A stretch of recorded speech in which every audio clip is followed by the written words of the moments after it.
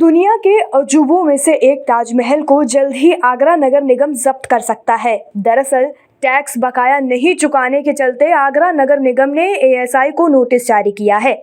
Media reports के अनुसार ताजमहल पर वाटर टैक्स के रूप में 1,09,00,000 रुपए और प्रॉपर्टी टैक्स के रूप में 1,05,000 रुपए का बकाया है, जिसका उसे भुगतान करना होगा। ये बिल फाइनेंशियल ईयर 2021 से लेकर 22 और 2022 से लेकर 23 का है। नोटिस में भारतीय पुरातत्व सर्वेक्षण को कहा गया है कि वह अपने बकाया 15 दिनों में जमा करवाए, नहीं तो आपकी प्रॉपर्टी यानी कि ताजमहल को जब्त कर लिया जाएगा। आपको बता दें कि ताजमहल वैश्विक धरोहर में शामिल है, जिसको संरक्षित करने का काम एएसआई करता है।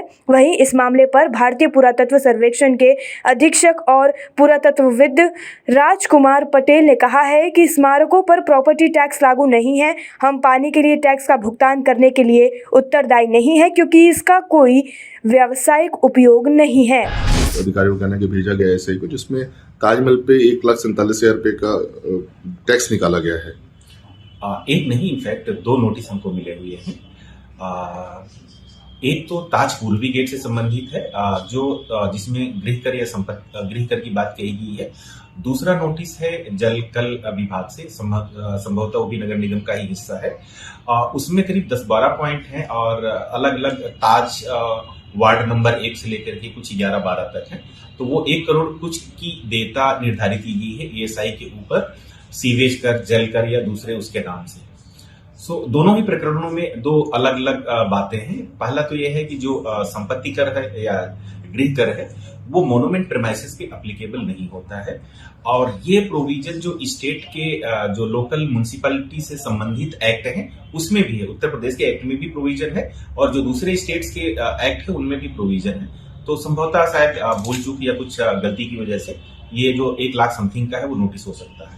अब जो दूसरी बात है, जो दूसरी नोटिस है जलकल वाली 1 करोड़ समथिंग की है, उसमें भी इसके पहले कभी कोई देयता निर्धारित नहीं की गई है डिपार्टमेंट के ऊपर, और ना ही कोई हमारा कुछ ऐसा कनेक्शन है और ना ही किसी कनेक्शन का कोई कमर्शियल यूज है।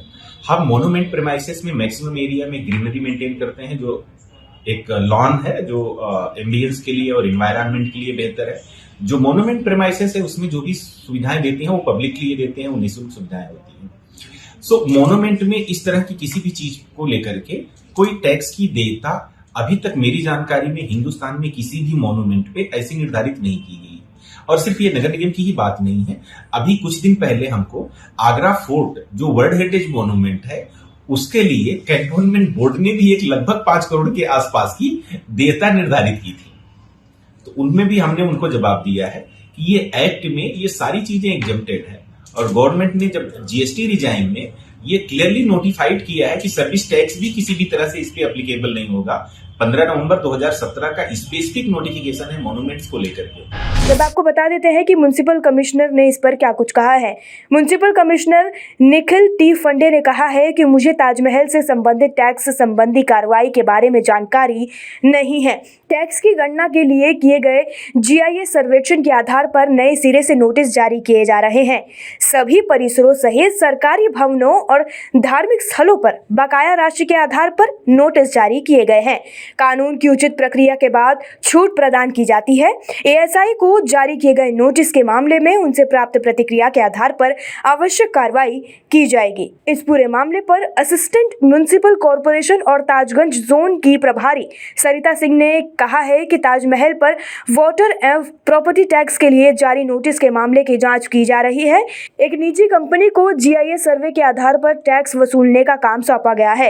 एएसआई के अधिकारियों ने कहा है कि ताजमहल को 1920 में संरक्षित स्मारक घोषित किया गया था और ब्रिटिश शासन के दौरान भी स्मारक पर कोई हाउस या वाटर टैक्स नहीं लगाया गया था। अब खबरें पाइए सबसे पहले हमारे मोबाइल न्यूज एप्लीकेशन पर।